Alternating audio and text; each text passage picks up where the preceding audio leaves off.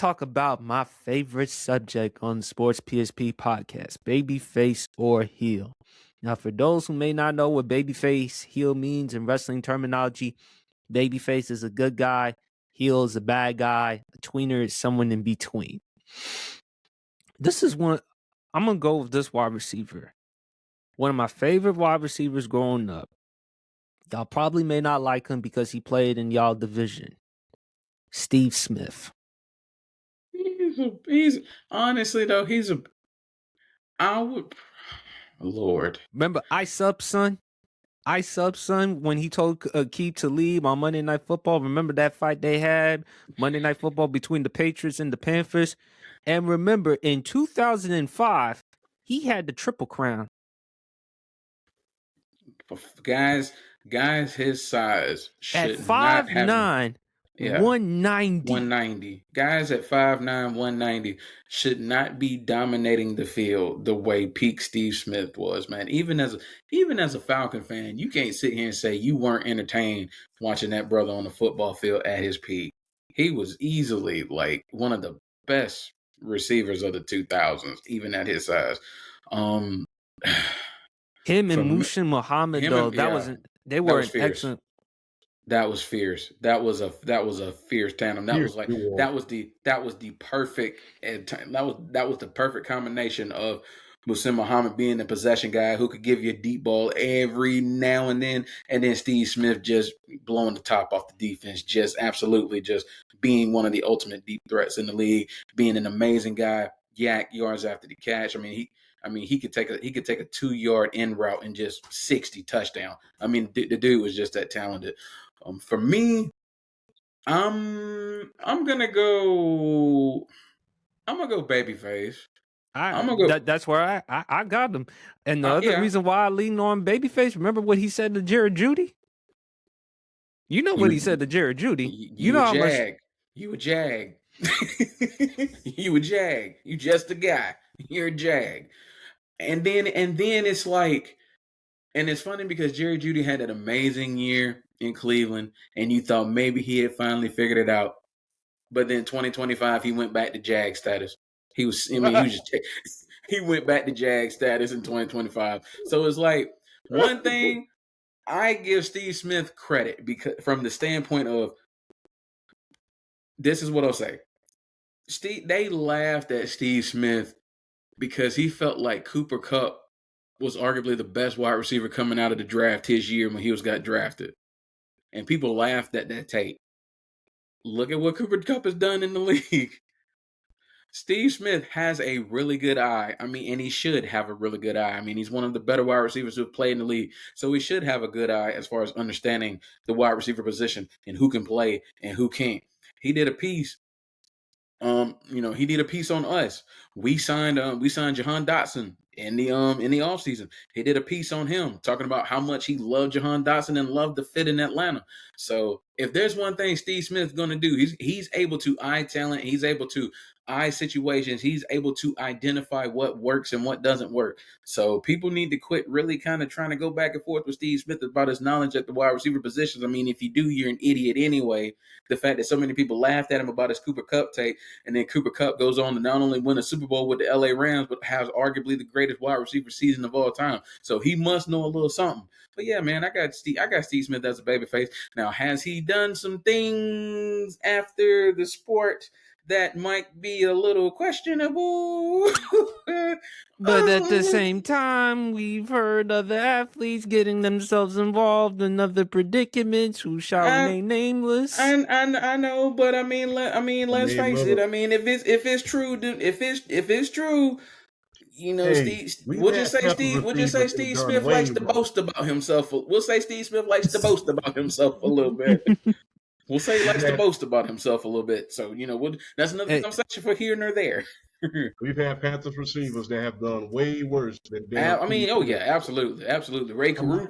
Name, but you know what I'm talking about.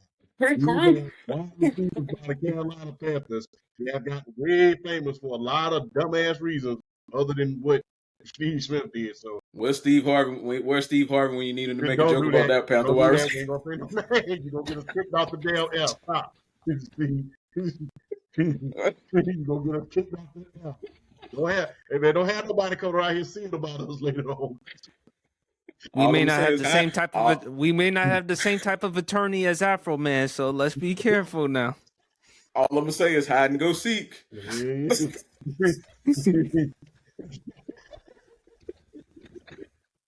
You don't have nobody coming to see us because he just not out there. But I don't really look. There's a Oh, lot of wide receivers that have done way worse. oh, I than know, Steve I Smith. know, I know. Look, And that doesn't override him being a babyface one bit for me. He's still a babyface. look, you going to get your groove on. I ain't finna get mad at you because of that, bro. That's just being real. Look. Hell, you would have done the same thing. No, no. No, no.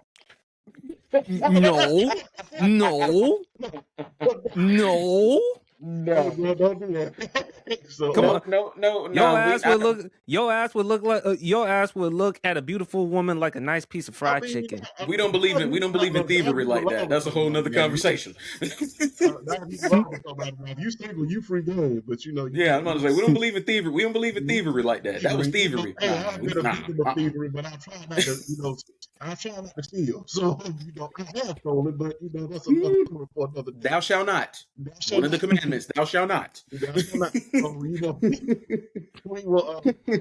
everybody has thieved at one point in time, whether knowingly or unknowingly. So you have thieved at one point because don't be lying.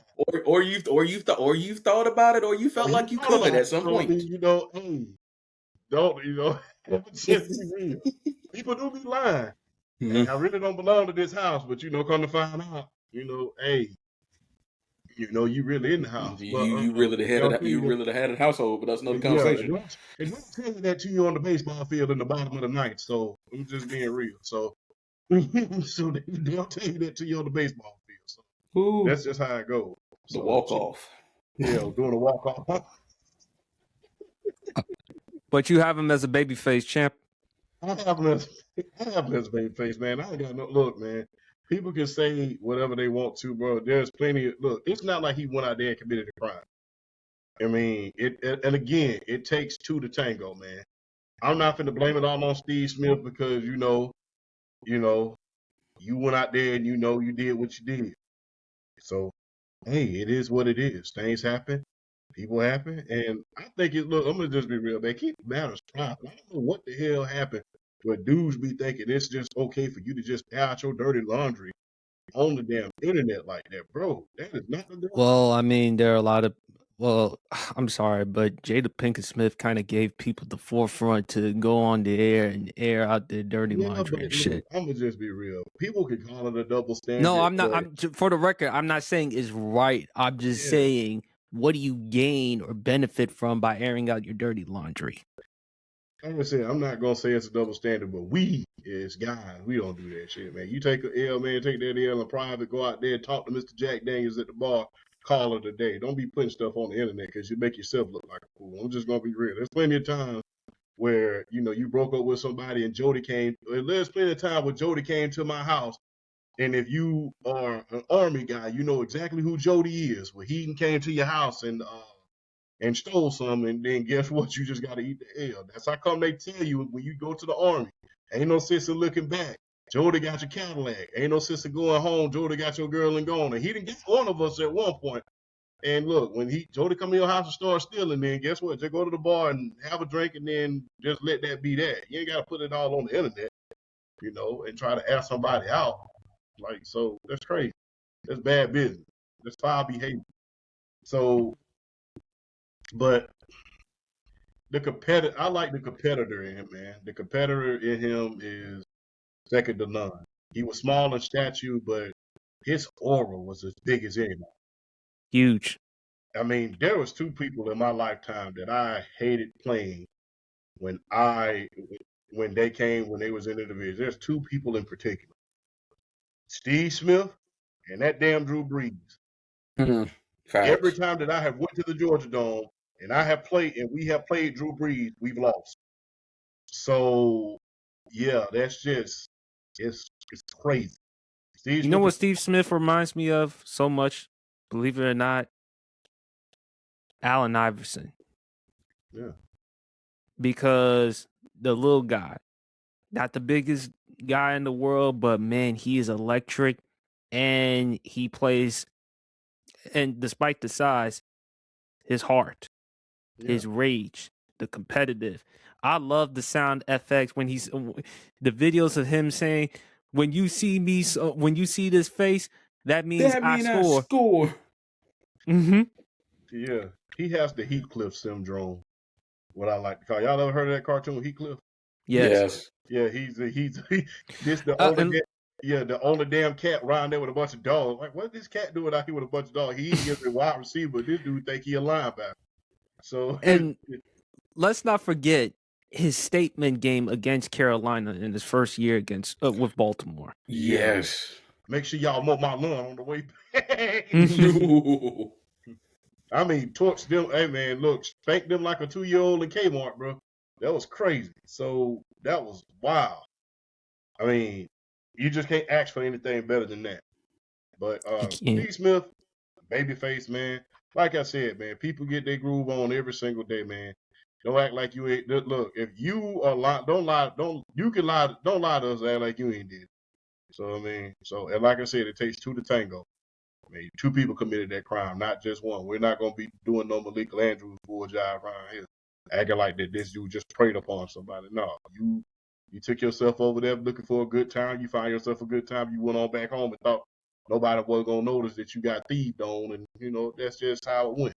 So, well, speaking of a certain individual that's having a good time, next person on for Babyface Heel, Drewski. Oh man, that's an undisputed baby right there.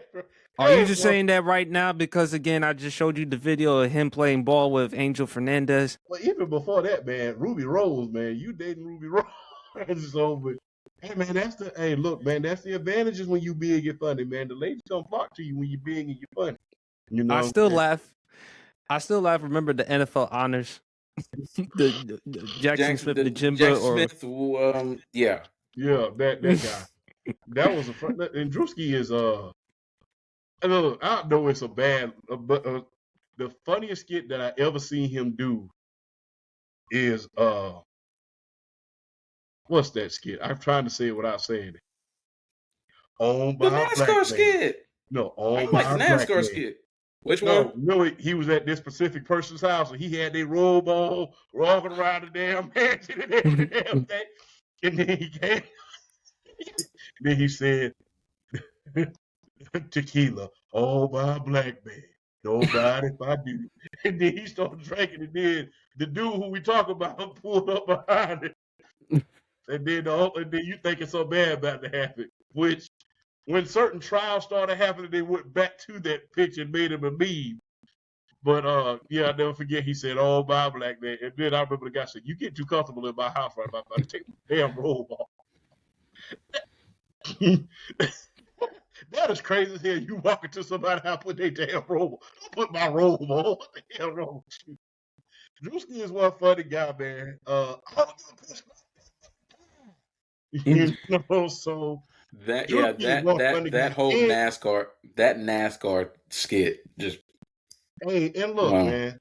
I don't know if it's more cringy than the one with him and infamous music mogul. Yeah. What infamous music mogul I'm referring to. That's what the whole when he went to his house and started drinking up and shit and doing all that. So, man, Drewski, look.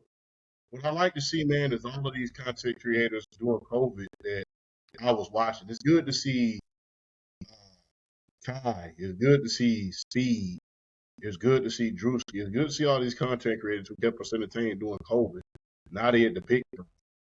It's good to see them. And I cannot wait till I see and a lot of guys who we know who was entertaining us during COVID, who we were very, very close to. Trent. Yeah. Is at the combine right now. Interviewed Darius Slay. Yeah, on his podcast. Yeah. Now him, Kobe, Donnie, Maddie. Shout out to the group. They do a great job. I mean, yeah, Trent's big time. And also shout out to his big brother Trey as well too. Yeah, I mean, who knows his football? Down there in Florida, and big shout out to everybody. I mean, PSP. He's on the big time scale. You know, a lot of guys who I Well, was not yet, not yet. Hopefully, yeah, sooner or later, if we can try to bring um, some, some celebrities. But Drewski, I mean, he kind of reminds me of some way like Champ though, with the humor. I mean, I'm sorry, Chip. I mean, it's not because he big and all, but also he hilarious. And plus, when you a big dude, and when you funny and charismatic, and when you find a way to entertain the women, hey, you take it as a compliment. yeah, man. You know, look, man. The key is, man. Everybody loves to laugh. Everybody loves to be comfortable. So, man, when you can make people laugh at the expense of yourself or despite yourself, I mean, you can get, you can liven up the party a little bit, man. Uh, shout out to the terrific three, what I like to call them is me, my guy Calvin, and my boy Josh. There was we was the life of the party in the Wolf Pack.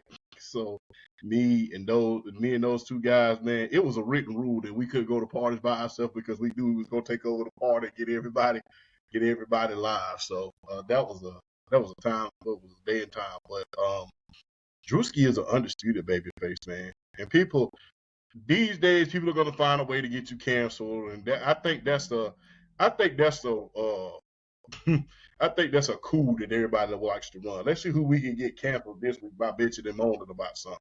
You know, so Drewski is a funny guy. You know, he's gonna entertain. We've seen words being said on certain award shows. So let it go, man. Like I said, everybody want to get canceled. Everybody want to cancel about all of a sudden.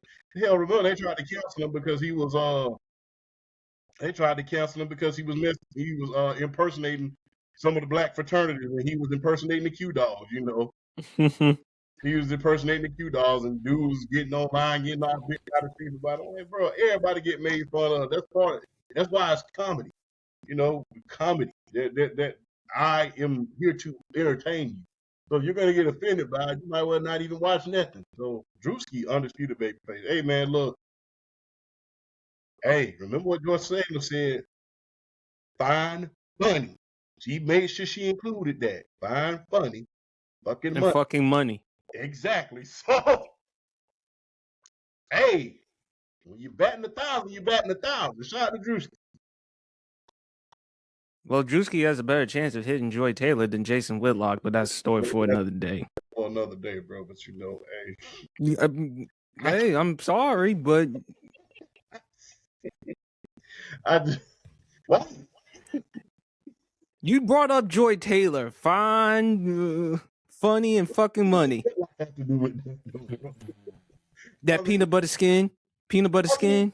Look, man, I'm not going to That's the only time you ever agree with Jason Whitlock. The only time you ever agree with Jason Whitlock when he mentioned Joy Taylor and that peanut butter skin, and you said that peanut butter skin that sure look good, huh? Use that shit when I'm talking to girls right now. You know what I'm saying? So, you know that peanut butter. You know, I made videos about Joy Taylor and Nia Jax when that came out. But yeah, I mean, look, man. Throw some chocolate in the mix between Joy Taylor and Nia Jax, and you get yourself a Snickers. Hey, man, it's gonna be a good night. But anyway, that's a whole other story for a whole nother day, man. PSP, you go trying to have your own little moments here, but I see where this is going. But yeah. Man, I mean, if you're wondering why I'm pressing you, the great D always wants to get the humor side of Champ. So so, D sends you some hilarious videos from time to time. Yes, she has. Yes, she has, man. And she is funny as hell herself. So shout out to Mrs. New York City, the Queen of New York, Miss D. So yeah, she's cool as hell. Yeah, man. Hey, look, Drewski, my guy. Keep doing what you're doing, man. Keep making them laugh. Keep making them laugh, man. Cause, hey, man, that's what everybody wants to feel comfortable at the end of the day. I don't take myself too serious because I make my people laugh, and guess what, man? That invites people in. Joy, nothing invites people in more than joy. That is true, though. In more than joy. When you're joy, you're always in a good mood, and you're always in this upbeat mood, man. Everybody loves to be around him, man. So I made sure that even when I was at peak shape, when I was boxing, I made sure I was, make sure you invite people in, man. Ain't nothing like a good joke to take people's mind off stuff. Sending somebody a good reel. You'll be surprised what a reel would do for somebody as far as when they having a bad day is concerned, man. So, so, hey, Drewski, keep doing your thing, man. BRF. Yeah, Drewski's an undisputed babyface for me too. He like not and he I brought it up. He had the one little skit where he dressed up in all the get up, if you want to call it the redneck get up when he went to the NASCAR race. And they folks were mad about that. I thought that was hilarious. The one where he was the mega church skit where he was hanging up in the rafters. He was coming down, and he had all the little pyro and the music going, and they were trying to get mad at him. But I think this generation has forgotten as far as like what comedy is and what it brings to the table and what it's supposed to do as far as like being kind of like a getaway from the hardships and everything that the real world and what life can bring. Comedy is supposed to be like a getaway. Comedy is supposed to be like a relaxation period where you can just laugh at certain things. Because I feel like a lot of people don't want to laugh at stuff nowadays, and I understand there's limitations and there's boundaries you don't want to cross. But at the same time, there are some things that we should be able to laugh at as a society. And Drewski's been one of the best examples of that. I mean, one of my favorite videos is like because Drewski being basically like a streamer, being it's him and Kevin Hart and Kai Cenat, and it's basically the video where it was like one joke after another joke after another joke after another joke, and they were just roasting Drewski. I mean, they were just roasting Drewski like, Drew. It was what was it? Some of the jokes was like Drewski was getting a gift as being DoorDash's top player and stuff like that, and there was like what was the other? I don't know if I don't know if I should say this one, but it was like one of the funniest things I've ever heard. I'm scared to say it. Ruby Road.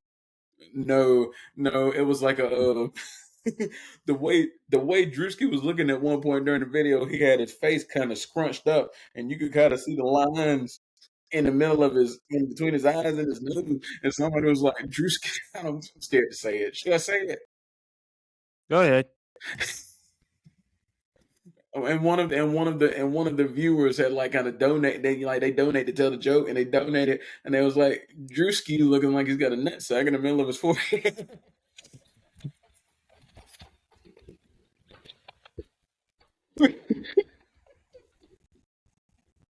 This is why we call ourselves the highlight of Friday nights.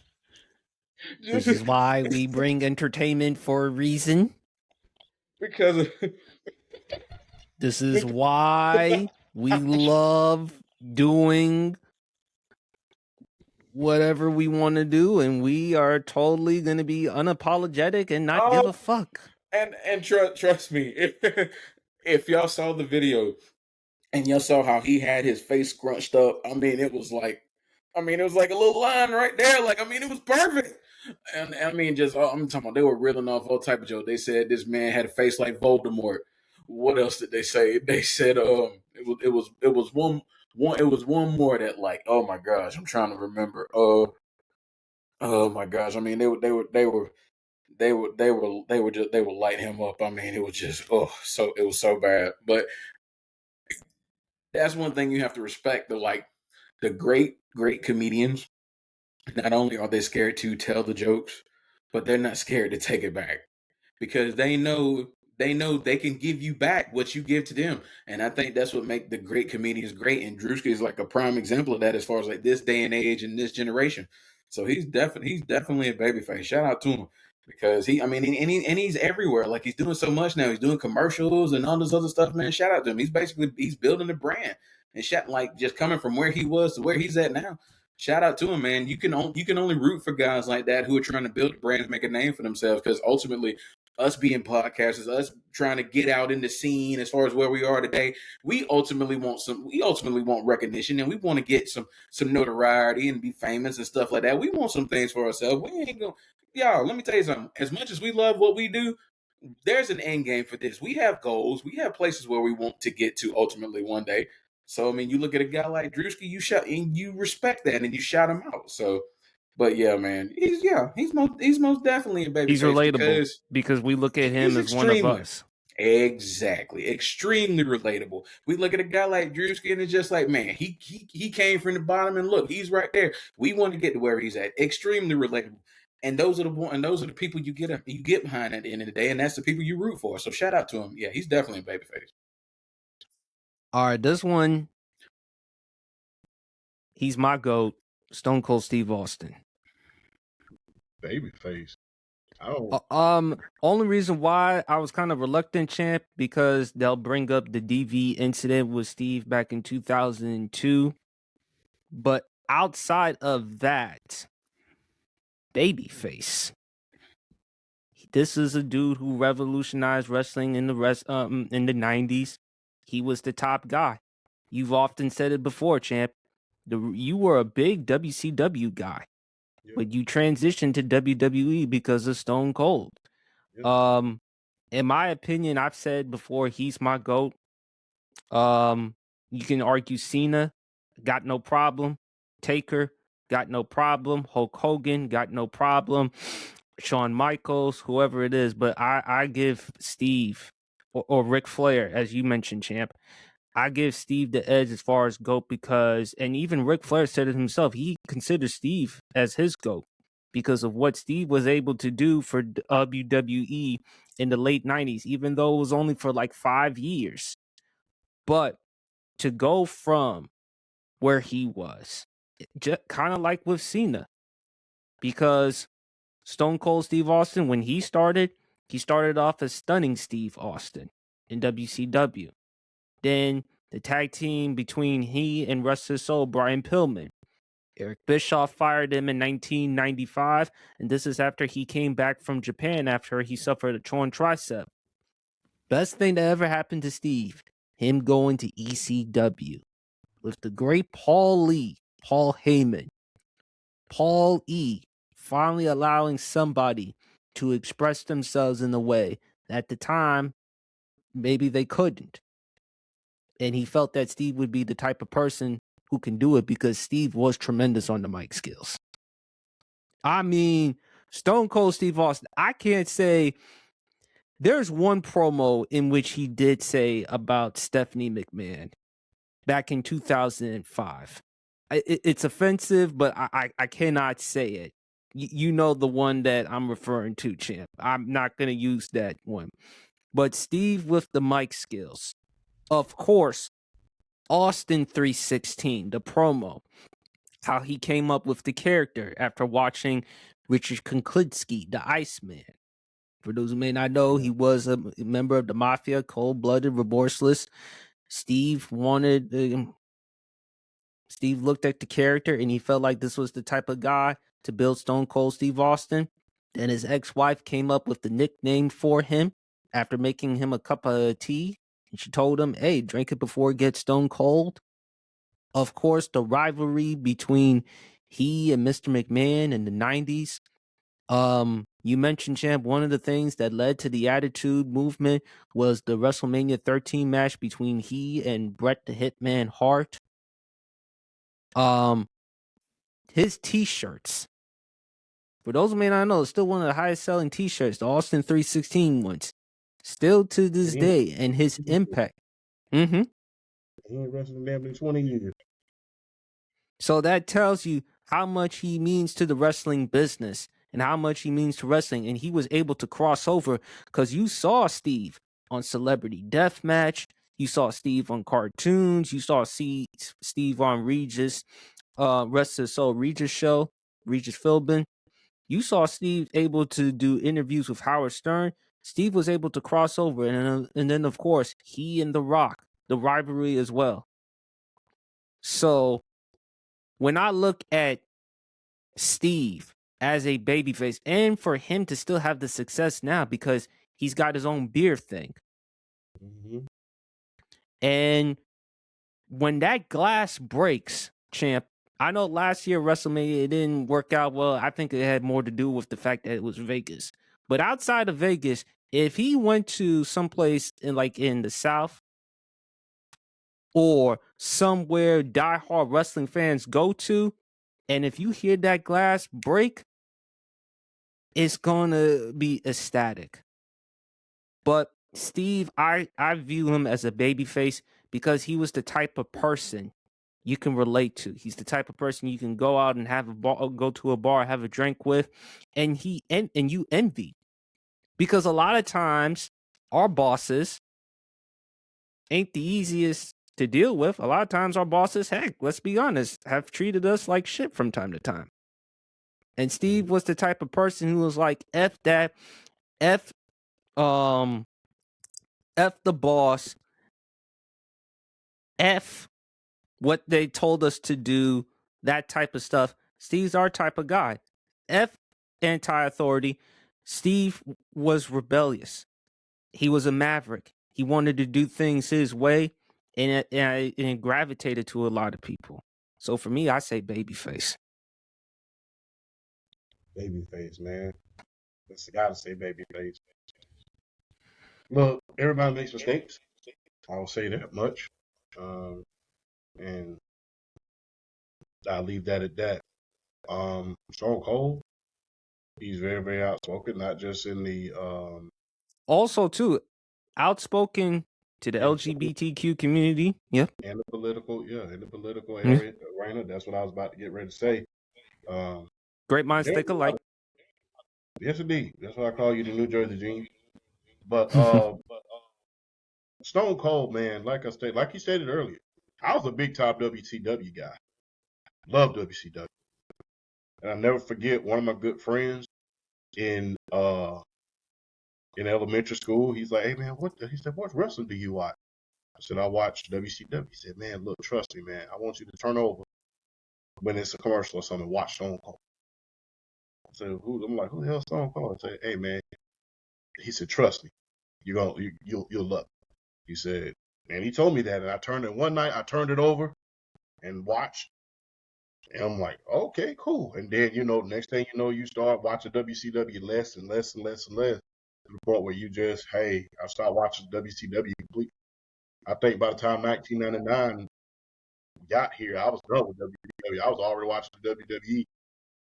Just being honest, that was because of Stone Cold.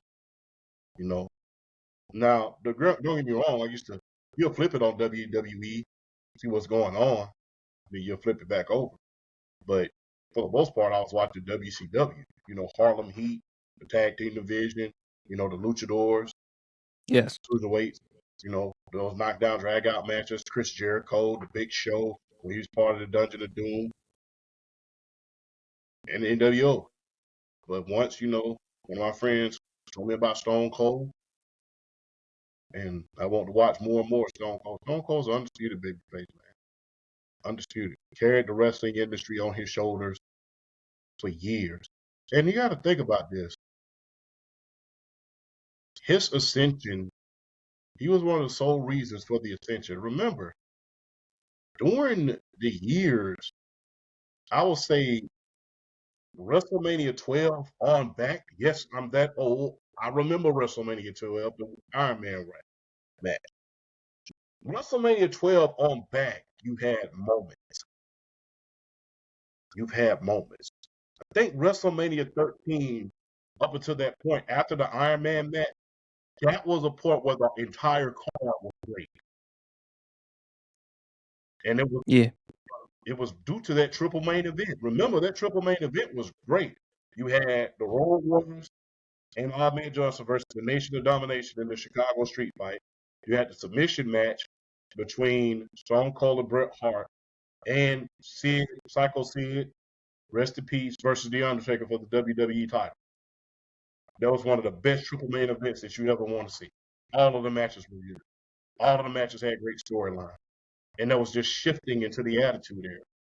And although Generation X was a big part of shifting it to the attitude era, Stone Cold, even Triple H admitted, we were more on the Stone Cold train, although the DX train was pretty good. Stone Cold was blue collar. There was a lot of forbiddenness. Everybody wanted to give somebody the finger at one point. He was that one. Everybody wanted to take a. Hey man, look, I have not met a Southerner, whether you're black, white, or whoever, that don't enjoy a cold beer after work. That's a fact. I have not met a Southerner yet that does not enjoy a cold beer after work, especially if they work on Saturday. Blue collar, he was, whether you was white or black, he was relatable. Hardworking guy. I'm working my ass off. Here come this asshole walking into my lane, always getting in my way. Here's my boss. He's trying to put somebody over me in the form of The Rock. Then he can't do that. He tries to choose. Well, even before The Rock, he tried to choose Dude Love to be the corporate champion. Then he tries to choose The Rock. Then, if that ain't bad enough, you pick the biggest dude in the industry. Here comes the damn Undertaker. And then when you can't stop me with those guys, you bring a whole army with the corporation and then the corporate ministry, and I still overcome you in every single way. Let's not forget Triple H, and of course that big match he had, the 3 stages of hell. Yes, that was one of the most greatest matches in the history of the WWE. I mean, I'll never forget 2001. There were so many great matches that year, but that match still made match of the year. That 3 stages of hell. Granted, you don't even realize that match happened in February, a month before WrestleMania 17. That happened a month before WrestleMania, and that still was match of the year. Stone Cold, a lot of good knockdown, drag out matches. The submission match, the 3 stages of hell match, the triple threat match between him, Chris Jericho, and Chris Benoit. They had a knockdown, drag out match. Remember the Buried Alive match between him and the Undertaker at Rock Bottom. Remember the first blood. The first blood, both of them. The first fully loaded, 99. Yeah, the end of an era match. The very next night, good old JR. We're gonna get something started here. A little no. Oh hell yeah! No. Yeah. Goodbye. Bringing Vince McMahon back to the WWE just a year later because Triple H was just tumultuous and just held on a scale. Him bringing him back less than a year later. So, that was a good time in wrestling. And I don't think wrestling is good now. These guys are a lot more athletic. They are a lot more accessible. But I don't think we'll see wrestling that so every week. And look, you got to attribute it to the Monday Night Wars. When you have competition, you're at your best. I remember when people don't remember this. Look, people make a big deal about a title change now on national television, right? Right, BRF? They make a big deal out of it.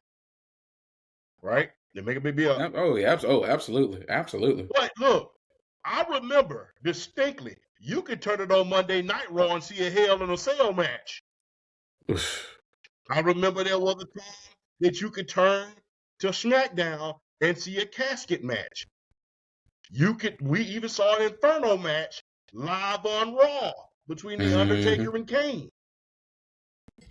So back then, wrestling was at its best because they was going to do something in order to make you watch. Damn, the Harlem Heat and the Road Warriors are going head-to-head for the tag team titles. Do I really want to watch that, or do I want to see The Undertaker versus Kane in this Inferno match that I've only saw one time on pay-per-view? So, there was a lot of competition then, and Stone Cold was at the forefront of that. And Stone Cold, The Rock, Austin, China, all of them, they were able to make wrestling a happening. If you really look at Stone Cold and The Rock, they were the Bird and Magic to the Attitude Era. They brought it back to the stratosphere. Wrestling was good in the new generation. It was more athletic. But people view the new generation era as the lost era because everybody who had watched in the golden era, they had turned away for a little bit. It wasn't as big. The salaries wasn't big. The arenas wasn't big. Stone Cold and The Rock came along. That rivalry, including Vince McMahon. Like I said, they're the magic and bird of wrestling. And guess what? I had the distinct pleasure of seeing them rock the house on every pay-per-view. Seeing them rock the house on Backlash. Seeing them rock the house on WrestleMania. Rock bottom. And halftime heat. Seeing The Rock. Yeah, it was the Rock and Stone Cold Steve Austin was the bird and magic of the WWE during the Attitude Era. The same way that Bird and Magic was able to bring back basketball viewers in the 80s that had fell off in the 60s, that had fell off from the 60s with Wilt the Stilt and God rest his soul, Bill Russell. That's what they did for wrestling in the 90s, in the early 2000s. They brought back the feel to it, made it a happening, made it cool to be a wrestling fan. And look, let's just keep it real. Before the Attitude Era, if you said that you was a huge wrestling fan, if you wasn't down from the deep south somewhere or something, especially if you went to the schools like I went to, people will laugh you out that damn building. You're a WWE fan. How can you watch that F stuff? You know what they call wrestlers. They call them the F guys. But as we all know a wrestler in the form of the great Louise, we all know that it is not fake. It is not fake. Those injuries and those bumps are real. And that just ask Jim Cornette. He said it best. It can be choreographed, predetermined, orchestrated. One thing about it for sure, it ain't fake. It is not fake. So yeah, it brought it back, that feeling. And speaking of which, champ, if people think it's fake, go look at Steve at SummerSlam '97. That neck injury he suffered. Not just that. Look at Mick Foley. Remember the real reason that Mick Foley retired during that 2000 Hell in a Cell match between him and Triple H was he went to Vince and Vince asked him, "How's your head?" He said, "Well, do you remember what we talked about yesterday?" He was like, "No, what did we talk yesterday?" He said, "Yeah, your ass is finna retire right now because you're having trouble remembering stuff, so we're not finna go through this." So it wasn't not just because of that, also too, champ, his family, his wife and his kids. Remember there was some type of documentary they were on, and the chair shots Beyond the Mat. Remember the chair shots that he took from the Royal Rumble against The Rock? Yes. Yeah, dude. Those kids were screaming in the crowd, and I had turned the TV off. I'm like, ooh, I ain't think about that through their perspective. Yeah. You were telling them to close their eyes and stuff like that. That was a real crazy situation. But I'll say this, Mick Foley, thank you. Stone Cold, Rock, those guys, thank you. Y'all made my childhood great. And hey, Stone Cold, undisputed babyface, man. Like I said, him and The Rock is to wrestling what Larry and Magic was to the NBA. If you're gonna use sports analogy, not just Larry Bird, Ali Frazier. Yep, Ali Frazier. BRF. Easily Stone Cold Steve Austin's a babyface. The reason, and I love Ric Flair's reasoning for why he considers Stone Cold the GOAT. It's in terms of like making money and like being the face of like the biggest boom period in the history of the sport. It was Stone Cold Steve Austin. Was the peak that long? No. But the peak was so transcendent in terms of what it did for the sport. Stone Cold Steve Austin being considered the GOAT, I ain't got no problem with that. Honestly, it's probably the most logical choice. I mean, I have seen him, but that's for other reasons.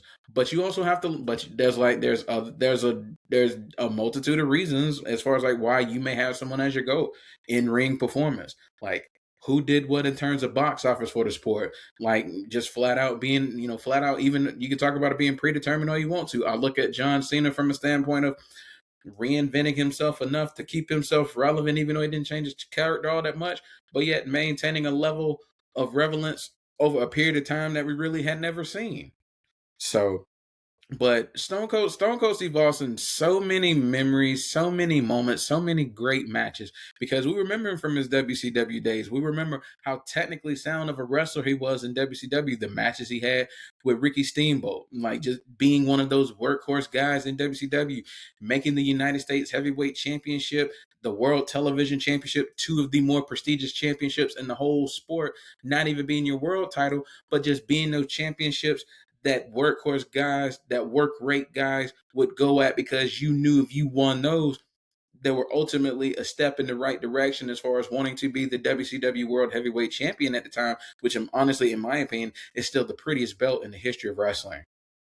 Not the WWE's version of the World Heavyweight Championship, the NWA / WCW's version of that World Heavyweight Championship belt, to me, is the most gorgeous belt in the history of the sport, and still remains to this day. That is a gorgeous, gorgeous belt. And I'm telling you, I get the money to acquire that bad boy and put it somewhere, I'm acquiring that one. That is the first belt I want to get on my stand, on my nightstand at some point.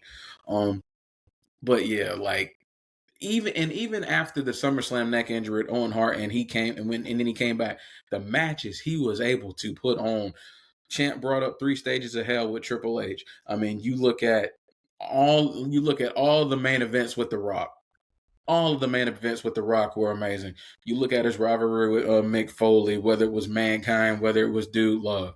You look at the entirety of the Triple H rivalry, with Triple H being the one that ultimately got him set up to get hit, even though it was a write-off because he was having neck surgery at the time. But just the chemistry they had in the ring, even though they weren't necessarily having good Lord, one of the greatest segments in the history of wrestling, the SmackDown Booker T segment in the supermarket. Come on, man! Price check on the jackass. I mean, nothing. I mean, Do you have any Grey Poupon? Right, exactly. Yeah, exactly. Just classic stuff. And then of course, like the promos. Steve Austin being one of the great mic workers in the history of the sport. The Austin 316 promo, the infamous What promo before Royal Rumble 2002. Like just so many things that he was able to do. So not even a question in my mind. Stone Cold Steve Austin is definitely a babyface, and arguably the biggest babyface ever. Him and Cena, I think so. Him and Cena as far as biggest babyface, but no doubt about it. And also too, the beer truck. Remember before WrestleMania, him driving the beer truck, and then of course we can't forget the Zamboni incident, or him playing Dr. Austin and beating the shit out of Vince McMahon and hitting him in the bed, hitting him with a steel pan. The DX Express when he blew the bus up. Or him, I can't. What's that machine that Steve was riding at the time? He was trying to run over Mr. McMahon with. I think you're talking. I mean, I know there was a concrete truck incident where he blew the car up, blew the windows up out of the car. What are you thinking? Yeah. Are you thinking about the monster truck? I think so, something like that. But him and McMahon, the rivalry, iconic, and of course the reason why I brought up Steve, not just because it's my goat. A few days ago, it was 316, of course, Austin 316. But he was a pioneer, and the thing with Steve, he was so huge. You didn't have to be a diehard wrestling fan to know who Stone Cold Steve Austin was. And then, of course, to your point, Champ, on a serious note, you brought up the LGBTQ. That was actually shocking for Steve to actually say that. Because, again, Steve from Texas. But Steve, and he's been actually aware to social issues. Remember how he talked about someone, remember how he condemned someone for supporting the Confederate flag? Yeah. So give kudos to Steve on that one. But yeah, absolute babyface.